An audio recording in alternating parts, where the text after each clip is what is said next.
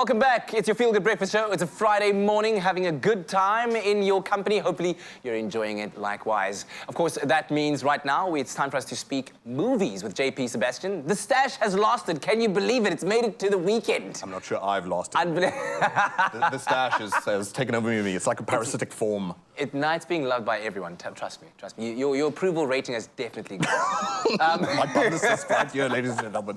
What movie are we talking about right now? Ant-Man and the Wasp, Quantumania. This would be Ant-Man 3. Does it seem strange to you? Like, I mean, it sort of seems strange to me that something that's a side act to obviously the whole Avengers arc. Yes. It's a number 3. Actually, yeah, that just kind of. Doctor Strange is probably only on number 2 now. On number 2, yeah.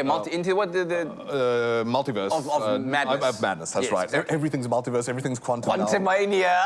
Everything is mad in the Marvel universe. Yeah, it's like any way that they saw they could expand the cash pool, I suppose. Although let's not be so cynical. A lot of it is fun, of course. Talk to me about what's happening in this particular story. Paul Rudd is amidst the fray and the mess there, and what we're looking at here is, well, aside from Jonathan Majors, who is fantastic as well. He's like the #1 villain in the world in everything, and I'm loving it though. Like in the new Creed Creed movie, 3, right? of course, yeah. Yes. So menacing in that trailer. Exactly.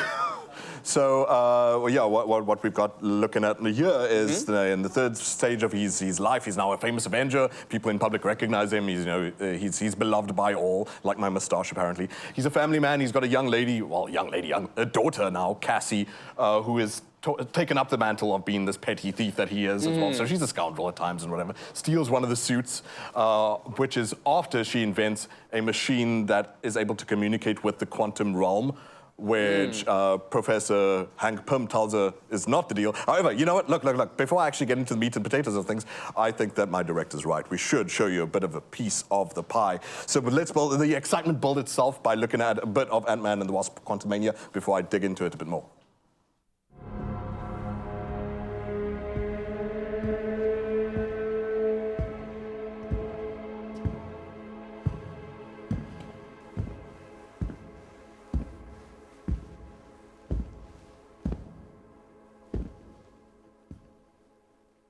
You're an interesting man. Scott Lang. I don't know who you are, but you've made a big mistake, okay? I'm an Avenger. I've called the other Avengers. You're an Avenger. Have I killed you before? What? They all blur together after a while. You're not the one with the hammer. That's Thor. We get confused a lot. Similar body types. Who are you? Just a man who's lost a lot of time, like you. But we can help each other with that.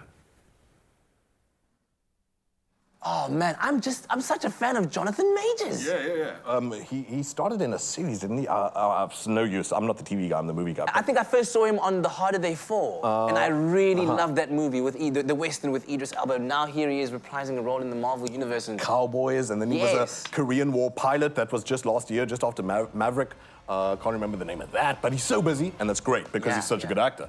I look forward to Creed, man. I really do. That's gonna be amazing. But in this, he's got that great menace about him, sort of like it reminds me a bit of Bane. Yes, he's got that size, but also that weird tenderness, that like just holding back. We're here to destroy the world. That's very polite of you. What we want to do.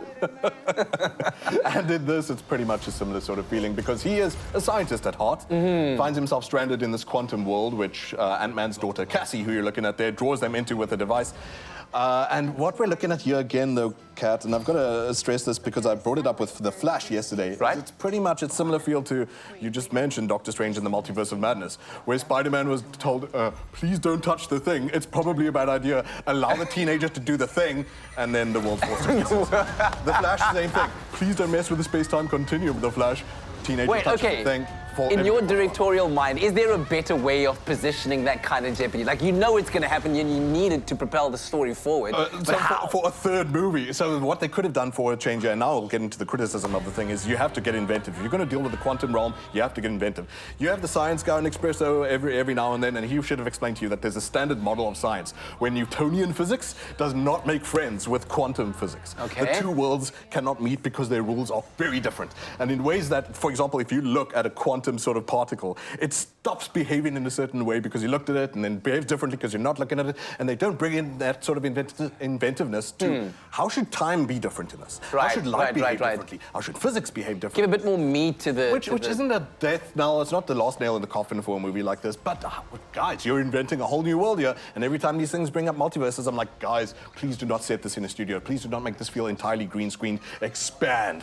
Help me feel these parallel worlds. Okay. So that's the first beef of mine, is that you're... That was just the first beef, by the way. Then the next thing I have to dig into the next, and because I've been speaking to a big Spider-Man fan on set, I have to bring up Into the Spider-Verse. Into the Spider-Verse has, for me, something that a lot of these superhero movies do not have, and seriously, guys, this is where JP's villain origin story comes from. If Hollywood produces for me another mediocre superhero movie, I'm finding my villain origin. I'm nearly at my wit's end with these things. Is that tell him, JP. Very little of these have care built into them. I cried a couple of times watching Spider-Verse. You probably did too. Guardians of the Galaxy, I have to admit, even if I don't like some certain aspects of it, it has heart. When you find out about the heartbreaks at the center of it and all that kind of stuff, but there is nothing here that makes me feel like I'm invested at all. Wow. So that doesn't mean that the writing is bad necessarily, but whatever. I do sense... Where is the care? Where is the core at the center of the apple? I do sense that your popcorn rating might be a very low one. How much are you giving it? Just said, man, mediocre superhero movie. Number 3, what do you expect, though? Of a third installment? 5 out of 10 is all I can say, I'm sorry. Number 2 was very good, actually an improvement from 1, but I'm kind of glad that things like DC are fracturing the way they are. Maybe this age is over. Woo! Where them kernels at? Only 5 of them popped. We blow billions, Hopefully guys. a little bit later on we'll have a bit of a better rating from JP. He's mad.